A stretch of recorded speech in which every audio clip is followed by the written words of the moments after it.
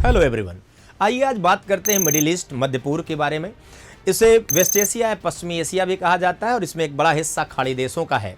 वैसे तो इसे वर्ल्ड सेटर बेल्ट के नाम से जाना जाता है, एक ऐसी विवादों की पेटी जो बहुत ही अस्थिर है और जिसका विश्व पर भी काफ़ी प्रभाव पड़ता है, क्योंकि ये तेल और गैस के दृष्टिकोण से काफ़ी संपन्न क्षेत्र है। ये भौगोलिक रूप से अगर आप देखें तो कई महासागरों के बीच स्थित क्षेत्र है, जिसमें आप कैस्पियन सागर, काला सागर, भूमध्य सागर, लाल सागर, अरब सागर और फारस की खाड़ी के मध्य का क्षेत्र है।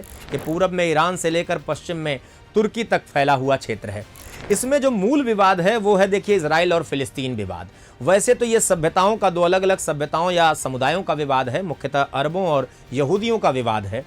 ये बहुत पहले से रहा है, लेकिन इसमें एक नया कह लीजिए उबाल तब आया जब 1948 में फिलिस्तीन के कुछ क्षेत्रों को जोड़कर, यहूदी जो बाहुल्य क्षेत्र से उनको जोड़कर 1 मई 1948 में नए यहूदी राष्ट्र इजराइल का जन्म हुआ। इसके बाद ही तुरंत आप देखिए अरब देशों ने मिलकर इस पर हमला कर दिया। इजराइल ने इसमें जीत हासिल की और एक बड़ा हिस्सा फिलिस्तीन का उस पर कब्जा कर लिया। इसके बाद 1967 में, जिसको 6 दिवसीय वार या 6 डेज वार कहा जाता है, ये बहुत प्रचलित रहा, जिसमें अरब देशों ने मिलकर इजराइल पर हमला किया और इसमें मिस्र भी शामिल था। मिस्र के साथ साथ सीरिया, जॉर्डन, लेबनान, इन सब ने मिलकर हमला किया, लेकिन इजराइल ने इनको 6 दिनों के अंदर सबको परास्त किया और इसके साथ साथ मिस्र के सिनाई प्रायद्वीप तक इजराइल ने कब्जा कर लिया। सीरिया का गोलन हाइट क्षेत्र, उस पर कब्जा कर लिया। जो जॉर्डन का वेस्टर्न क्षेत्र था उस पर कब्जा कर लिया और लेबनान के बड़े हिस्से पर इस पर कब्जा कर लिया।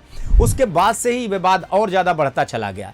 इसके बाद 1973 में, जिसको योम किपर वार भी कहा जाता है, मिस्र और संबंधित देशों ने, अरब देशों ने फिर से इस पर हमला किया और इस बार इजराइल को थोड़ा नुकसान पहुंचाना पड़ा और मिस्र ने कुछ क्षेत्र अपना वापस ले लिया। इसके बाद 1978 में इजराइल और मिस्र के बीच एक समझौता हुआ, जिसमें मिस्र ने काफ़ी अपना क्षेत्र वापस पा लिया फिर से इजराइल से, और इजराइल को भी उसने एक प्रकार से मान्यता दे दी।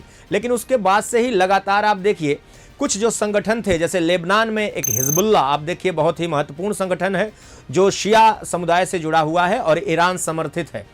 इसके साथ ही एक आप देखिए हमास, जो लगातार, जिसने जो आप देखिए जो गाजा पट्टी वाला क्षेत्र है जो भूमध्य सागर से लगता हुआ है, उस पर अपना नियंत्रण कर रखा है और वहाँ से ऑपरेट करता है वो इजराइल के खिलाफ।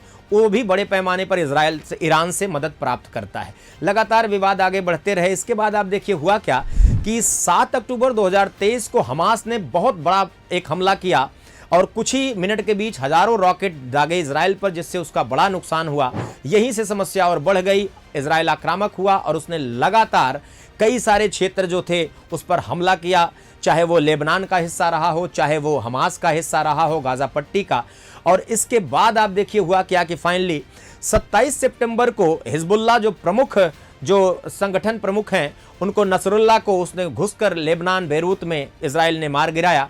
और चूंकि ईरान बड़े पैमाने पर समर्थन करता है इन संगठनों का, जो हिजबुल्लाह और हमास जैसे संगठन हैं, और उसने क्या किया कि उस पर खुद एक प्रकार से हमला समझा और 1 अक्टूबर 2024 को आप देखिए बड़े पैमाने पर क्या है, इजराइल पर दागी मिसाइल ईरान ने, और ये समस्या और वाजा बढ़ गई।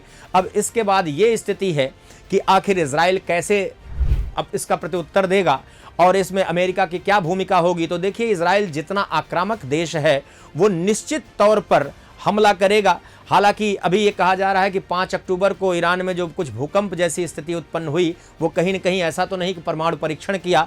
तो ये पूरा जो क्षेत्र है ये आगे आने वाले समय में सुलगता रहेगा, धधकता रहेगा। इससे जुड़े जो और कुछ वीडियोज़ हैं वो समय समय पर लेकर आएंगे और इससे जुड़े और विश्लेषण करेंगे। बहुत बहुत धन्यवाद।